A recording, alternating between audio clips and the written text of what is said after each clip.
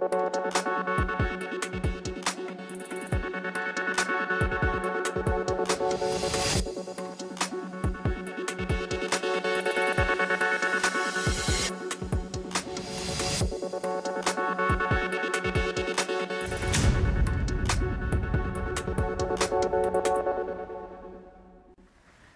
जन टीवी देख रहे हैं आप। मैं श्वेता शर्मा आपके साथ। खबरों की शुरुआत से पहले एक नजर डालेंगे अभी की हेडलाइंस पर।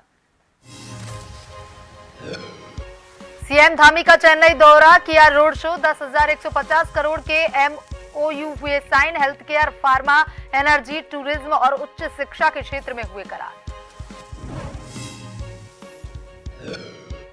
निकाय चुनाव में देरी पर कांग्रेस हुई भाजपा पर हमलावार। पूर्व मुख्यमंत्री रावत ने लगाया जानबूझकर देरी का आरोप। भाजपा ने कहा, हम चुनाव के लिए हर वक्त तैयार, निकाय चुनाव में देरी।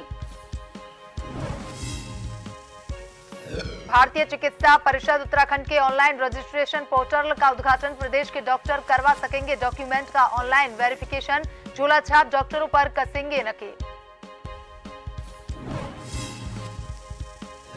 जमरानी बांध परियोजना को मिली केंद्र की मंजूरी। स्थानीय लोगों में खुशी की लहर। कहा, पानी और सिंचाई समस्या होगी दूर, बढ़ेंगे रोजगार के अवसर।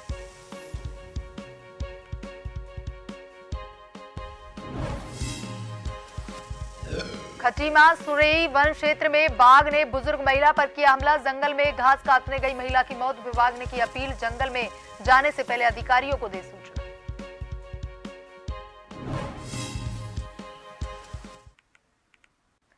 और अब खबरें विस्तार से। दिसंबर में होने वाले ग्लोबल इन्वेस्टर समिट को लेकर चेन्नई में आयोजित रोड शो में मुख्यमंत्री पुष्कर धामी ने प्रतिभाग किया। मुख्यमंत्री धामी ने इस दौरान विभिन्न सेक्टर्स से जुड़े निवेशकों के साथ बैठक की। इस दौरान मुख्यमंत्री के साथ कैबिनेट मंत्री सतपाल महाराज और सौरभ बहुगुणा भी शामिल हुए।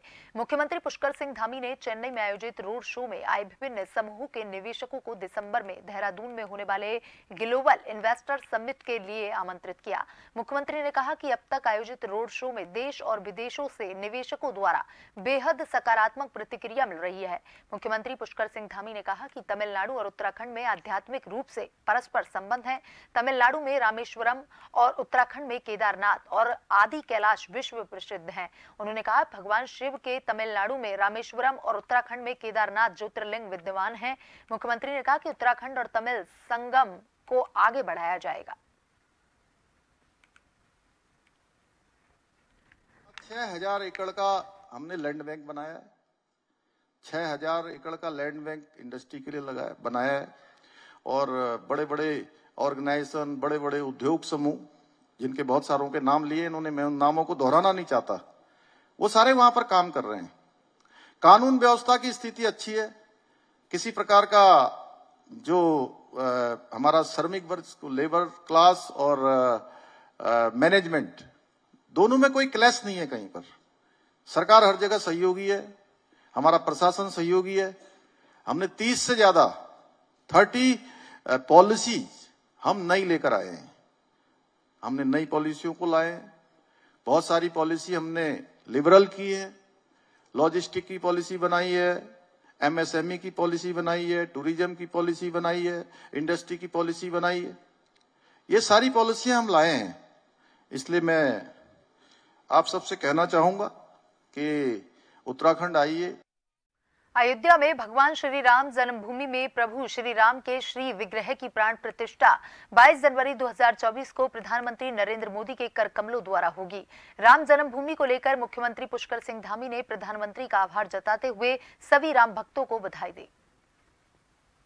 माननीय प्रधानमंत्री नरेंद्र मोदी जी के नेतृत्व में एक और स्वर्णिम अध्याय भारत के इतिहास में जुड़ने जा रहा है कि 22 जनवरी 2024 को प्रभु श्री राम अपनी जन्मभूमि पर विराजेंगे और 496 वर्षों बाद भारत का स्वर्णिम अध्याय फिर से प्रारंभ होगा। मैं आदरणीय प्रधानमंत्री जी का अभिनंदन करना चाहता हूं, उनका आभार व्यक्त करना चाहता हूं देवभूमि की तरफ से, और साथ ही सभी राम भक्तों को भी बधाई देना चाहता हूं कि उनका लंबा जो वर्षों का प्रतीक्षा थी वो समाप्त हो रही है और प्रभु राम जल्दी ही हमारे बीच में आ रहे हैं।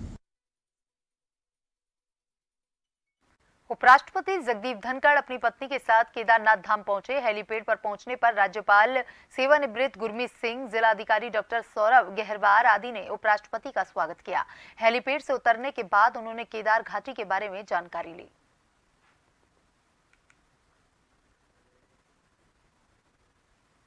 निकाय चुनाव में सुस्ती पर कांग्रेस भाजपा पर हमलावर है। कांग्रेस के वरिष्ठ नेता और पूर्व सीएम हरीश रावत ने बड़ा आरोप लगाते हुए ये तक कह दिया कि सरकार ओबीसी आरक्षण का बहाना बना रही है, जबकि हकीकत तो ये है कि सरकार निकाय चुनाव नहीं करने के बहाने 6 महीने से आरक्षण निर्धारण नहीं कर पाई। मंत्री प्रेमचंद्र अग्रवाल ने कहा कि कांग्रेस का यही काम है, वो सिर्फ आरोप लगाती है। लोकसभा और स्थानीय निकाय चुनावों को लेकर भाजपा तैयार है।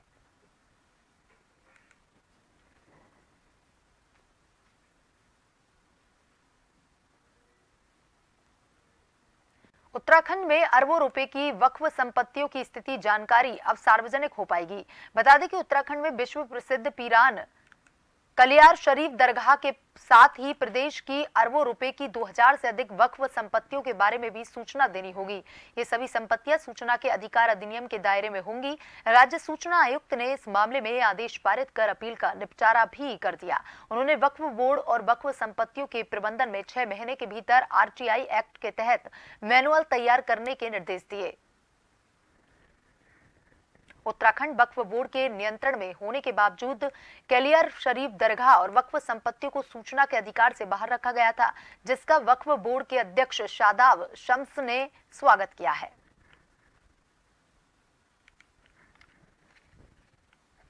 सूचना आयोग द्वारा एक आदेश पारित किया गया है, जिसमें ये कहा गया है कि वक्फ की तमाम संपत्तियों को आरटीआई के दायरे में लाया जाएगा।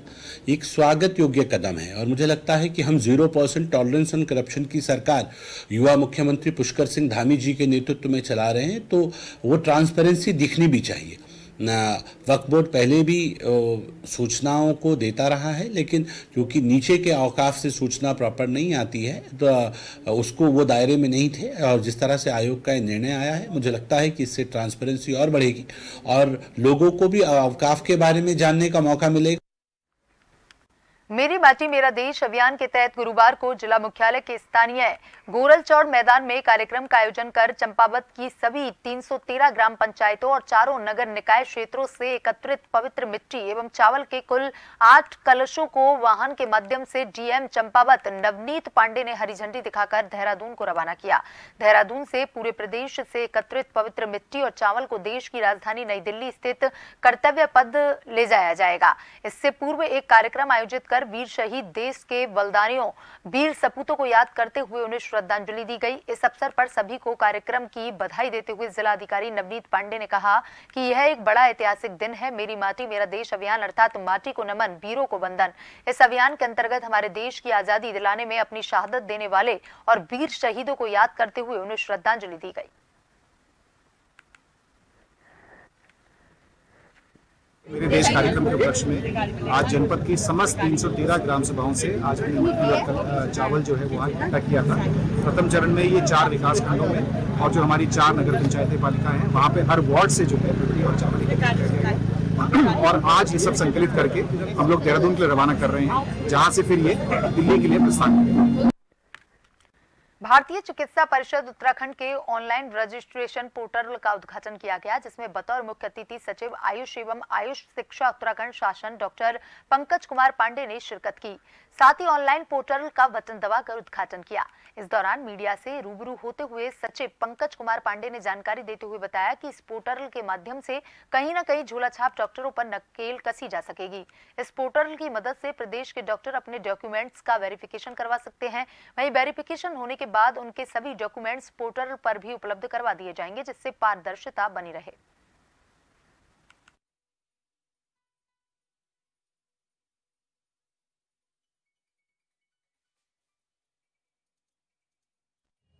देखिए, रजिस्ट्रेशन एक बहुत महत्वपूर्ण प्रक्रिया है, जिससे कौन सही डॉक्टर है, कौन सही डॉक्टर नहीं है, किसके पास सही डिग्री है, ये सारी चीज़ें ऑनलाइन सिस्टम में आ जाएंगी। दूसरा, क्योंकि पहाड़ी प्रदेश है तो बहुत अभी तो क्या फिजिकली लोगों को यहाँ आना पड़ता था, पहले एक बार आएंगे, फिर सबमिट करेंगे, फिर वापस जाएंगे, फिर आएंगे। तो इसमें ये सिस्टम हो गया है कि ऑनलाइन आप अप्लाई कर लेंगे, फीस भी ऑनलाइन दे देंगे उसके बाद कोई डेट फिक्स की जाएगी, उस दिन आप सीधे अपने ओरिजिनल डॉक्यूमेंट लेके आइए, दिखवाइए और फाइनल कर दीजिए।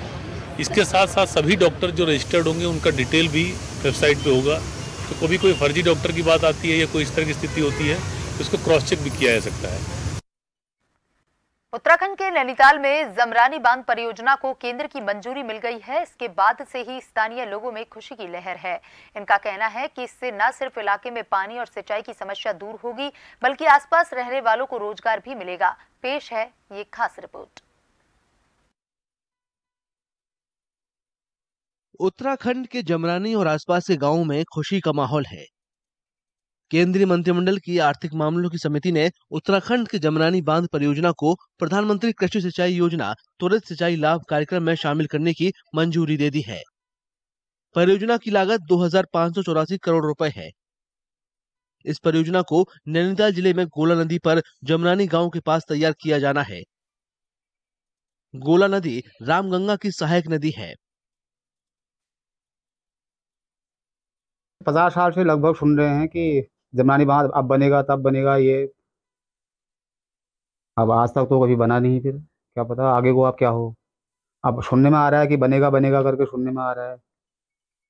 इससे हमारे बनने से हमको बहुत फायदा होगा, हमारे गांव को, हमारे नीचे प्लेन को और आसपास के दूर क्षेत्र वालों को, सबको फायदा होगा इसका।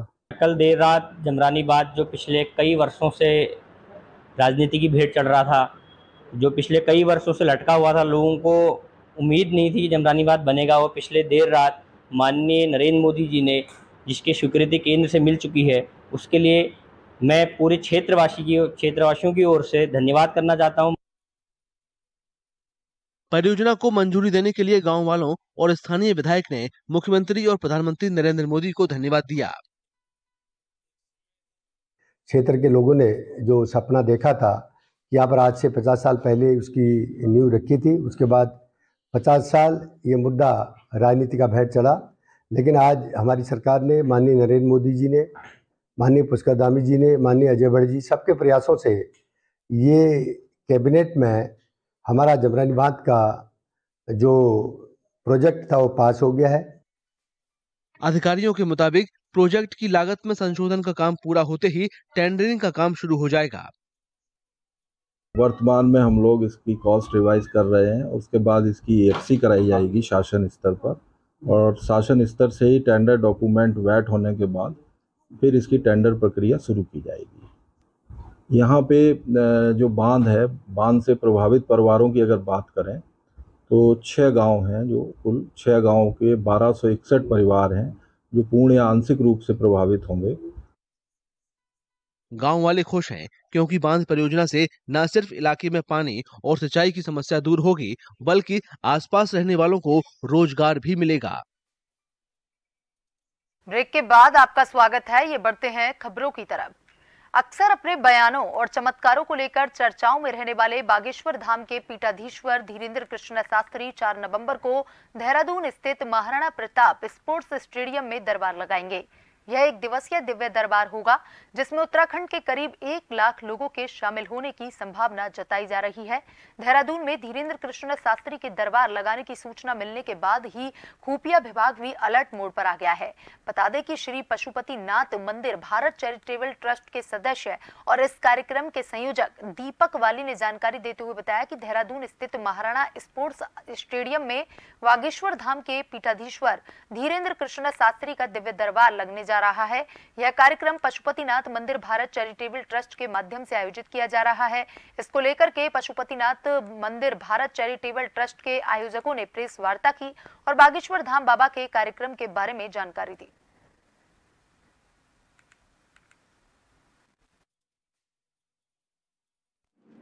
2 तारीख से ये कार्यक्रम प्रारंभ होगा, जिसमें सुबह प्रातः मतलब गुरुवार के दिन 2 नवंबर को 10 से 12 बजे तक की एक सनातन यात्रा है।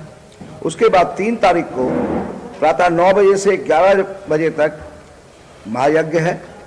उसके बाद 4 नवंबर को सायं 4 बजे से, और जैसे कहा कि बाबा की इच्छा तक, प्रभु इच्छा तक, लेकिन लगभग 11 बजे तक, रात्रि 11 बजे तक बाबा धीरेन्द्र शास्त्री जी स्वयं महादिव्य दरबार में मौजूद रहेंगे। और ये कार्यक्रम स्थल महाराणा प्रताप स्पोर्ट्स कॉलेज का जो मैदान है ये उसमें रखा गया है और वहां पर ही सारी व्यवस्थाएं की जा रही है। कोटद्वार बचाव संघर्ष समिति ने निगम द्वारा कार्यों की अनदेखी के विरोध में निगम की तालाबंदी करने का ऐलान किया था, जिसमें समिति के लोगों से वार्ता करने जिलाधिकारी पौड़ी ने अपर जिला मजिस्ट्रेट को कोटद्वार भेजा। वार्ता में समिति द्वारा रखी मांगों को जल्द पूरा करने का भरोसा दिलाया गया।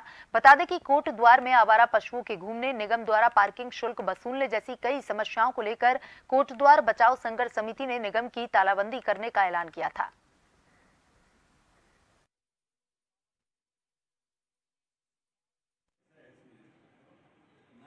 हमारा कार्यक्रम पूरा तैयार था। हम लोग जुलूस प्रदर्शन के लिए धर्मशाला में इकट्ठा हुए, लेकिन इस बीच में जो है पौड़ी से जो है जिलाधिकारी ने अपर जिलाधिकारी इलागिरी जी को यहाँ भेज दिया था कि जाकर के समस्याएं सुनो और तुरंत निराकरण करो। तो उनके साथ में उनकी मध्यस्थता में बैठक हुई नगर निगम और जो है संघर्ष समिति के बीच में। उसमें एक तय हुआ है कि 20 दिन के अंदर अंदर जो कोटद्वार और बाबर क्षेत्र के अंदर जो सड़कों पर जानवर है उनको वहां से हटा दिया जाएगा। उसके अलावा जो है पार्किंग के लिए जो है जगह चिन्हित की गई है।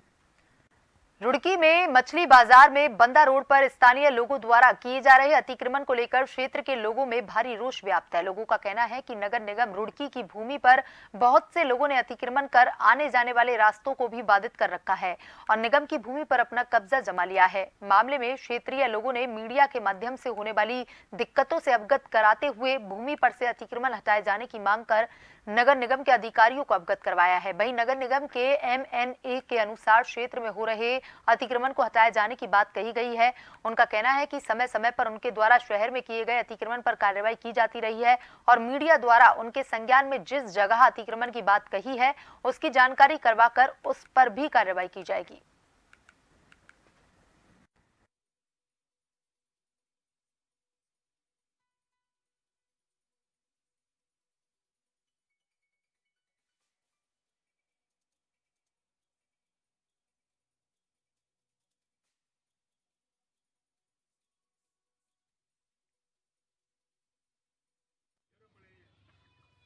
ये रोड बिल्कुल साफ था और खुला रोड था, ठीक है। लेकिन अब कुछ समय से ये देखा जा रहा है कि जिसके दरवाजे के सामने जो रोड आ रहा है वो उसने घेर लिया, कहीं पे खोखे बना लिए, किसी ने फुलवाड़ी लगा ली, किसी ने अपनी गाड़ी खड़ी करने की पार्किंग बना ली।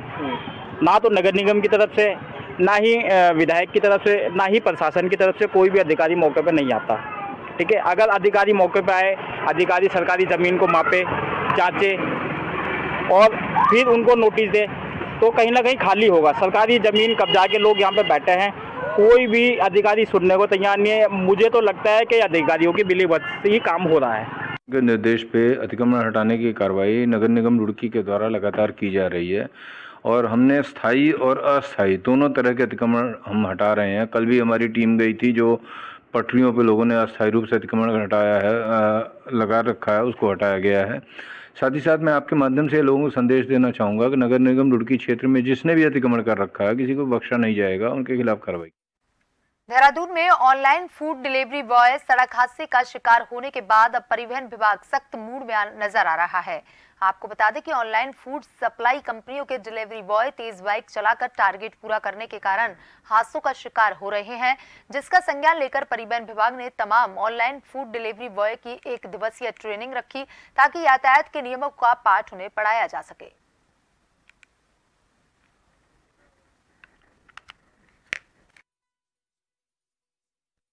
आपने देखा होगा कि ढेर सारे डिलीवरी बॉय यहाँ काम कर रहे हैं। जो फूड डिलीवरी बॉय हैं, जो खासकर खाना होटलों से उठाते हैं, रेस्टोरेंट से उठाते हैं और घर घर तक पहुंचाते हैं, इनकी संख्या लगभग 1,500 से 2,000 देहरादून शहर में है। अभी बीच में दुर्घटना भी हुई थी, आपने सही बताया, बीच में दुर्घटना भी हुई थी। और ये हमेशा रोड को यूज़ करते हैं। ये क्या है, दिन भर में 10 बार रोड को यूज़ करते हैं, तो दुर्घटना होने की संभावना ज़्यादा रहती है। इसीलिए हम लोगों ने इनकी एक ट्रेनिंग प्रोग्राम करवाया है। ट्रेनिंग प्रोग्राम का पर्पस है कि इनको पता चल जाए कि कैसे गाड़ी को ड्राइव करना है। रोड साइन के बारे में बताया जा रहा है, फर्स्ट एड के बारे में बताया जा रहा है। उत्तराखंड के खटीमा सुरई वन क्षेत्र के कक्ष संख्या 47 में जंगल के पास घास काटने गई बुजुर्ग महिला भागुली देवी आयु 70 वर्ष निवासी अतिक्रमण वन क्षेत्र वगगा पर बाघ ने हमला कर मौके पर ही मौत के घाट उतार दिया। घटना की सूचना पर वन विभाग की टीम ने मौके पर पहुंचकर वन क्षेत्र में महिला के शव की तलाश शुरू कर दी।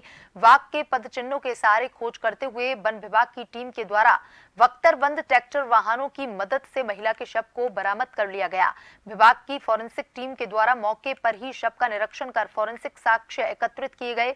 वन विभाग ने फॉरेंसिक एक्सपर्ट के तौर पर डिप्टी रेंजर सतीश रेखाड़ी द्वारा मौके पर ही शव का निरीक्षण कर फोरेंसिक सैंपल इकट्ठे किए गए। इसके अंतर्गत बाघ के वाल एवं लार के सलाइवा के साथ घटना स्थल की जीपीएस लोकेशन आदि के सैंपल भी एकत्रित किए गए। ज्ञात हुआ कि सुरई कक्ष संख्या 47 बो के निकट एक वृद्ध महिला जो स्थानीय ग्रामीण क्षेत्र की निवासी बताई जा रही थी, जंगल में आई हुई थी, जिस दौरान बाघ द्वारा उन पर हमला कर दिया गया। वन क्षेत्राधिकारी के नेतृत्व में गठित टीमों द्वारा सघन कॉम्बिंग के उपरांत महिला का शव बरामद किया गया। प्रथम दृष्टया यह बाघ के द्वारा हमला किया जाना ज्ञात हुआ, जिस हेतु सैंपल एकत्रित कर दिए गए हैं और मौके पर प्रभागी वनाधिकारी महोदय के निर्देश पर तत्काल मौके पर फॉरेंसिक टीम और एक्सपर्ट की टीम को भेजा गया ताकि घटना से संबंधित और साक्ष्य जुटाए जा सके। काशीपुर में बीती रात्रि असत्य पर सत्य की जीत के प्रतीक दशहरा के बाद काशीपुर में राजगद्दी शोभा यात्रा का आयोजन किया गया।